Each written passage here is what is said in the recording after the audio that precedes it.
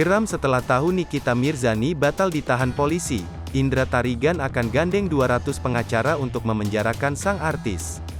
Rencananya, Indra Tarigan bakal membuat petisi yang ditandatangani 200 pengacara untuk kembali memasukkan Nikita Mirzani ke penjara.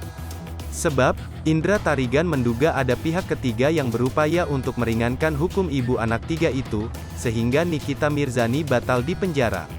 Indra Tarigan pun meminta agar tidak ada yang ikut campur perihal kasus yang menimpa Nikita Mirzani itu.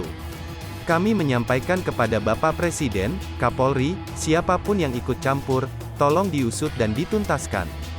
Jangan bilang aset negara, dia, Nikita Mirzani, bukan aset negara, kata Indra Tarigan saat ditemui di Polres Metro Jakarta Selatan, Senin, tanggal 25 Juli tahun 2022. Jadi kami minta kepada Kapolres Serang supaya bisa menahan kembali per hari ini saudara NM, paling lambat 1 kali 24 jam, tuturnya. Tak tanggung-tanggung, Indra Tarigan akan mencari tahu siapa orang-orang yang ikut membantu Nikita Mirzani dalam kasus hukum ini. Harus ditahan kembali, jangan dengan alasan kemanusiaan. Seperti yang saya bilang tadi, siapapun yang berada di belakang Anda, tolong mundur, karena akan semakin rame, ucap Indra Tarigan. Lebih lanjut, Yafet Rizky, kuasa hukum Dito Mahendra, sangat menyayangkan jika Nikita Mirzani tidak dilakukan penahanan.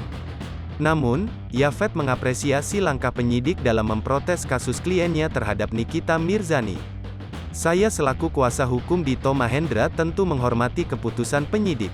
Di sisi lain, banyak juga yang mempertanyakan kenapa setelah ditangkap dengan upaya yang begitu maksimal tapi dilepaskan begitu saja, ujar Yafet. Sehingga Dito Mahendra, menurut Yafet, berharap Nikita Mirzani bisa terus berjalan hingga meja persidangan. Tentu sekali lagi kita bertanya-tanya ada apa? Saya sebagai kuasa hukum Dito Mahendra mengharapkan agar penyidik membereskan berkas laporan yang sudah kita lakukan. Kemudian segera melimpahkan ke kejaksaan untuk disidangkan.